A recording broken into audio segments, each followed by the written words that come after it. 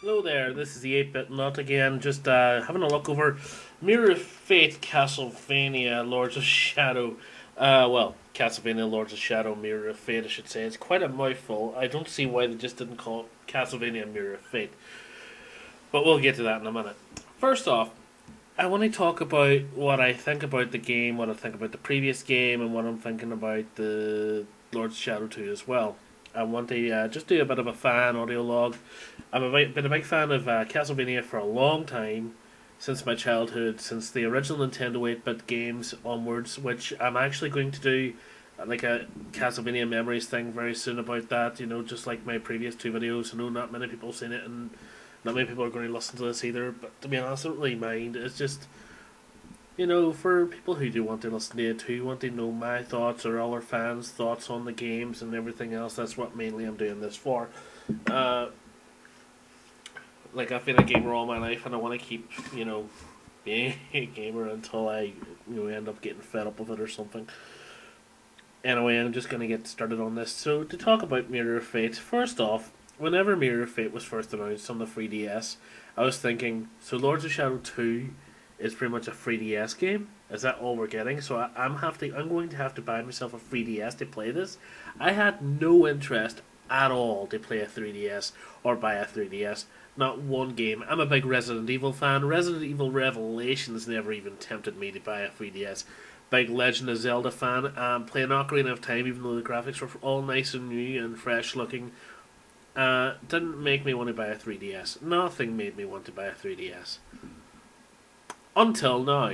Mirror of Fate makes me want to buy a 3DS. Okay, I say makes me want to. Guess what? I've already bought one. And yes, I got the Legend of Zelda game with it as well. I might get Resident Evil Revelations, played a demo of it, but I'm getting shot off here. I don't really care about that. The fact is, I bought a 3DS because of Castlevania Mirror of Fate. I am that much of a Castlevania fan, I would buy a console for it. I would even be tempted to buy a PC Engine just to buy Run with Blood, but instead, I've got a Wii, so I'm going to download that for the console, the virtual console. Anyway, moving on, I just wanted to talk about, well, first off, they had this kind of like teaser thing up for a week, this website, and I was thinking, oh cool, a new Castlevania game's coming out, because, there were so many references to Castlevania, the Dragon Returns, blah blah blah. So I was thinking, yes, sweet. And then a couple of days before the unveiling of that website, they announced that there's going to be one for the 3DS. So I was thinking, is this what I'm waiting for to be unveiled? Is this 3DS game a game I'm not going to be interested in? But then I started reading into what was going to happen. This got me very intrigued. First off, Trevor Belmont, my favourite Castlevania main and protagonist character. He's fantastic. He was always my favourite. I even love Curse of Darkness for that. Not many people love Curse of Darkness or the 3D games, but I actually do enjoy Lament of Innocence and Curse of Darkness. Especially since Curse of Darkness is like a sequel to my favourite all-time Castlevania game, Dracula's Curse. And I'm sure a lot of Castlevania fans out there will completely agree with me on that. That is by far the best game. And according to Dave Cox, who's the producer of the game, he says that this is going to be like a Dracula's Curse game. It's not a Metroidvania game. I'm kind of glad it's not a Metroidvania game. I like the Metroidvanias ever since Symphony of the Night, of course. And I do enjoy them, but I'm happier that it's going back to its roots. And I'm happy it's 2.5D, because I even loved the Castlevania Chronicles Dracula X for the PSP. Now the thing is, I was like, thinking to myself, should I get myself a 3DS? But then this game, seeing more trailers for it, seeing what was going to happen, the story driven forward, which actually since Lords of Shadow, the first Lords of Shadow game, I was glad this is the direction they took it in, that there was a lineage of Belmonts who had to go up against Dracula. By the way, if you have never played Lords of Shadow, or a plan to play Lords of Shadow, this is going to be spoilers all over the place here, because I'm going to be talking about the ending and even the ending after the credits. So if you don't want to listen to this, turn it off now. If you don't want to listen to it because you're annoyed by the sound of my voice, because I hate my own voice, even though just can't stand it. But sorry about the coughing, by the way. It's just I'm packing up and there's dust everywhere at the minute, so I'm moving house in a week. But anyway, Uh, so leave now if you don't want to hear any spoilers from the first Lords of Shadow game. But anyway, okay, you gone? Is it safe to talk now? Okay, then. Right, Lords of Shadow. Now I played the game through, and I have the collector's edition, not the. I have one of the collector's editions of the game. There's two collector's editions. I have the one that doesn't have the mask. I have the one that's like a book. I really like that version though. I didn't really. I wanted to get the one with the mask as well, but you know, if it was a better game, yes, it's a good game. It's a very good game. I actually enjoy it. But the problem with me was it's like it's more Castlevania in name than it is in game. If you understand, if you've played the game before and a Castlevania fan, you would understand. Most Castlevania fans hate this game. According to Konami, it's their biggest selling Castlevania game.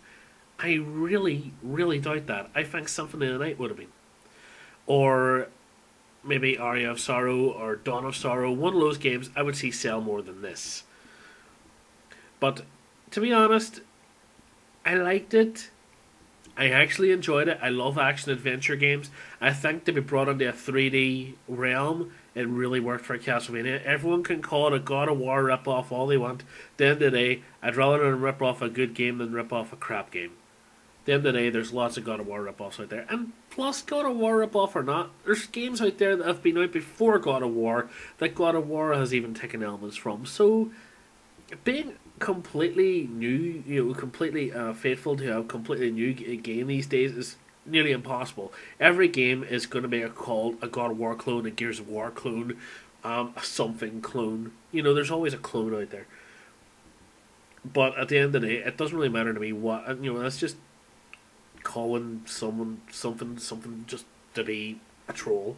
To me, I just think, if a game's good, the game's good, and that's where I'll play it. And to me, the gameplay of Lords of Shadow was good.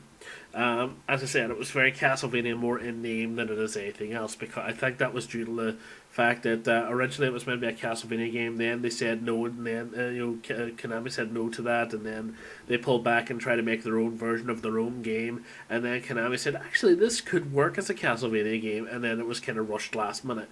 That's why I believe it went the way it went. But that's my own thoughts on that. You could be thinking differently. If you do think differently, comment below. Now, I'm going to talk about the ending. The ending was interesting. I thought it was a bit strange having the last boss boy be, the last boss even be Satan. To me, whenever I seen that in the achievements before that, it was a bit of a spoiler, but I still think that was a bit strange, because I was wondering what was happening with Dracula. Then you find out your character, Gabriel Belmont, is the one who becomes Dracula. Because of the name Gabriel as well, there's a lot of people seem to give it Van Helsing references and things like that, and to be honest, I don't really see the connection apart from the name. And the Van Helsing film is being rebooted with Tom Cruise apparently and all that crap, which is kind of annoying me because I quite like the Van Helsing film. If anything, it's probably the closest you'll get to a Castlevania film. It really is, and if you've seen it and a Castlevania fan, you probably feel the same way. But I know for a fact that's exactly how I feel when it comes to it. It just is the closest I'll ever get to a Castlevania film because it has Frankenstein's monster, it has Dracula, the brides, stuff like that. I would love to have seen a Castlevania movie be made. Yes, a lot of fans will go no, but it's yeah, it could end up being crap, but I would still like to see what they could do, because when I heard that the guy who, I don't know what his name is right now, I didn't write it in front of me down in my notes or anything, but the person who did the visual effects for, was it Clash of the Titans, was doing the visual effects for the Castlevania film. I thought that was awesome, because the part in Medusa's lair actually sort of reminded me again of Castlevania, and I thought that would be awesome if you seen that in exactly Medusa's lair in a Castlevania movie, because if you are making a Castlevania movie, I would love to see Frankenstein's monster, Medusa, Cerberus, because he's my favourite all-time mythical creature, the three-headed dog from hell, it's just all these different monsters and mythologies that go through Castlevania are fantastic. I'm hoping they bring some of this back into Mirror of Fate. Getting back onto track here and back onto my point, by the way. Sorry about leading off so far, but one more thing I want to talk about Lords of Shadow. I wonder if any of you who are Castlevania fans seen the trailer that was meant to be for Simon Belmont in that game. Now they were originally meant to make it like sort of like a reboot for the first Castlevania, or as they like to put it, Super Castlevania 4, which is a reboot, remake of the first game anyway. You know, it would have been great. I would love to have seen that. You know, in this game, to me that would have been amazing. But it would have been like a remake of something that was already done. Now, the fact that they rebooted the franchise and stuff like that, I wasn't too fussed on that because I did like the original timeline, even though a lot of it was messed up. And I love Koji Igarashi. He's a fantastic developer when it comes to the Castlevania franchise. He knows what he's doing, but taking games in and out of canon all the time is a wee bit confusing. I know why he took Legends out of the canon. Kind of glad he did. Not that I have anything against Sonia Belmont. In fact, if anything, I was actually looking forward to the Castlevania Resurrection that was coming out for the Dreamcast that got cancelled, which is really strange. I think it was 92% complete when it got cancelled, which is really strange. Anyway, moving on. Sorry, I keep going off track here, but I'll try and stay on track. We're going to talk more about Mirror of Fate.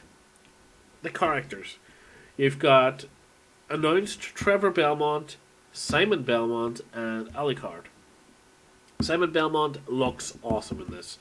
I love the bearded look. I've got a beard myself. You know, to me, I just think the bearded look on him looks awesome. The fact that he has the red hair like he should, awesome. Trevor Belmont, I like how they kept him looking sort of like how he did in Curse of Darkness. He has the same kind of look to himself and everything, which is awesome.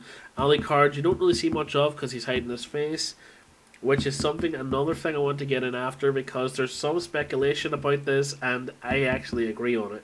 So the story is basically Marie, who was the mother of Trevor, who was the wife of, or love of Gabriel Belmont, had a son without Gabriel knowing, because a man who warned her that the mirror said that he's going to become Dracula.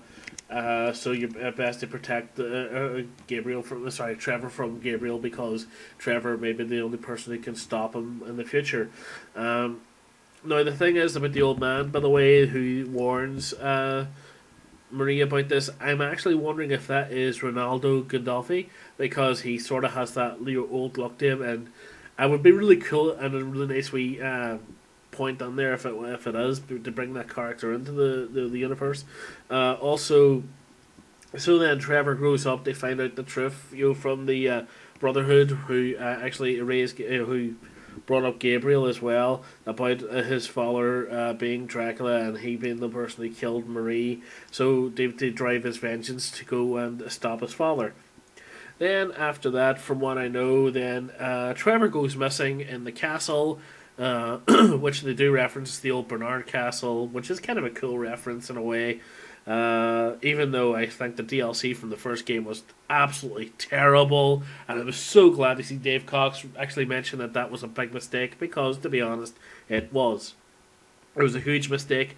If anything, they should have went around it the other way. Especially since they made promises that it was meant to be about the future, when they, in the end sequence at the very end of Lords of Shadow, when you see Slogra, and then Death or whatever you want to call him, goes up to Gabriel and tells him about Satan come back, blah blah blah. It was meant to be based after that, wherever you're having a fight with Satan and stuff, but instead they brought it in with the old, the forgotten one, who was actually shown in Lament of Innocence, and to be honest, he looked a lot better in Lament of Innocence than he did in Lords of Shadow. In fact, Lords of Shadow, he looked awful. Never mind, his voice did not suit him at all. In fact, if anything, they should have got Jim Cummings on the goddamn blower for that one.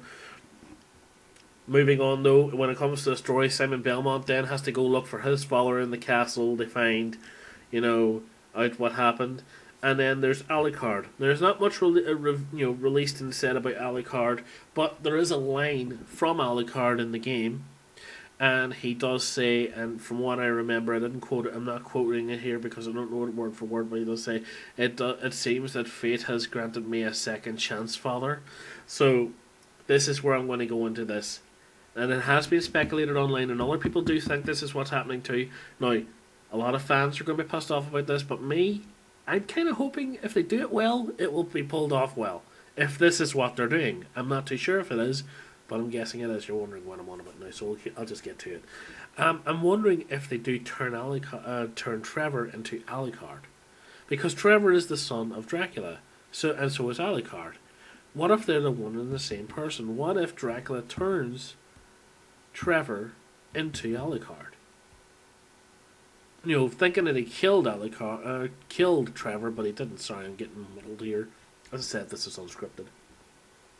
So what do you think about that? Do you think that this is what's going to happen? And if it is going to happen, what are your thoughts on it? Do you hate it? Is it pissed you off? Has it really annoyed you that this may happen? You know, do you think it's a good idea, a bad idea? Because this game is meant to be very much like Dracula's Curse, according to Dave Cox. And according to Elric Alvarez, I think that's the name of the one of the developers from Mercurysteam, who's been on the a few times there when it came to interviews. They've been talking about the Mercury engine. I'm wondering what that's about, what features that's supposed to have, what exactly they're going to be doing with that. Sorry, I'm turning my head a lot here, so if my voice goes differently or goes lower here. But Dave Cox seems to be blowing his own horn about a lot about this game, and there's something he said that does bother me. It does bother me because it sort of reminds me of the way Lords of Shadow came out. He said you'll have to look deeper into the game to find that it's a Castlevania game. He didn't say that exactly, but he may as well have. It's the same thing. It's very much exactly what he said, and it's like, see, you mean to me I'm going to have to probably read a load of stuff for me to even realise this is a Castlevania game. But then again, with Mirror of Fate, it looks like a Castlevania game. It seems to. I'm sure it feels like a Castlevania game. I'm loving that it's on a 2D platform with a 3D scale, just like Castlevania Dracula X Chronicles. So I'm really looking forward to this game. I've already pre-ordered this game, and I've already pre-ordered Lords of Shadow 2. As I said, I'm a huge Castlevania fan. I'm not going to give up when it comes to stuff like that. My hopes for the Mirror of Fate game is that the execution of the Belmonts is done well. And the story's done well, and it tells a lot better than what it told in Lords of Shadow. From what I've seen so far, my hopes are high, because it seems to be that way. That's where my hopes are high. But I had high hopes for Lords of Shadow. I was let down a bit, I have to admit, but a lot of it I still was very happy about. So it's kind of like it evened out a little. I knew it wasn't going to be anything special compared to the original games or anything like that, or anyone really popular would appear up or anything. So, But anyway, moving on. Let's talk about Lords of Shadow 2. If you've seen the trailer looks good. Well, the trailer's just CGI, and from what the trailer tells us, it tells us that we are going to be playing as Gabriel Belmont again, or Dracula in this form around. He's going to be using an energy type whip, so he'll be going back to the whipping kind of moves and stuff. Also, that he will be going up against legions of the Brotherhood who are trying to stop him. We're going to see the world through his eyes of the story, and also there's someone else at the end of the trailer. Now, the person at the end of the trailer who we see does bear a resemblance to Alucard in the pictures that was released for Mirror of Fate. The armour looks the same, the sword looks the same. A lot of people were thinking it might be Hector from Curse of Darkness, but to be honest, he's a bit of an obscure character. I doubt that they would bring him into it. I would see it more being Alucard or something like that. I'm wondering if it's going to be based around the same time as Mirror of Fate, or if it be based like a couple of 100 years later, and we'll hopefully see something like maybe Maria Renard along with Richter Belmont or something, or another Belmont at least, down the line. That would be really cool to have as like a protagonist in the game, because you're the antagonist in this game. Now, I don't know if Gabriel's the only person you're going to get to play as in this game, or if you play this game through the point of view of just Dracula and maybe Alucard as well, or whatever else. I'm not too sure. By the looks of it, what Dave Cox is saying, you just play as Dracula. That's fair enough, but there's not much released on that game apart from some speculation and the fact that you're playing this Dracula and the actual trailer itself. let's talk about music. Castlevania, you can't talk about Castlevania without talking about the soundtrack, because the soundtracks of the games are very, very popular. Very popular. I have a few of the most of the soundtracks myself. I actually do love listening to them from now and again. But the most I was actually hoping it would get more classical, because more of the classic tunes in the original Lords of Shadow. I see that they threw in Vampire Killer for when they're in the music box. But disappointed they didn't release that along with the soundtrack. But well, I digress. When it comes to the soundtrack in these games, according to Dave Cox, there will be some classic game music brought in. I'm hoping to hear, now this is what my own personal hopes are, I'm hoping to hear some Bloody Tears, some Vampire Killer, maybe the theme of Simon would be awesome, especially whenever you're playing as Simon. That would be absolutely amazing. The beginning, whenever you're fighting Dracula, to hear a different version of what do you call it? You know what I'm talking about. If I'm on about a Dracula battle, it's on the edge of my tongue. Sorry about this, but if you are listening to this, you know what I mean. You know what I mean. If you don't, well, I'm sorry.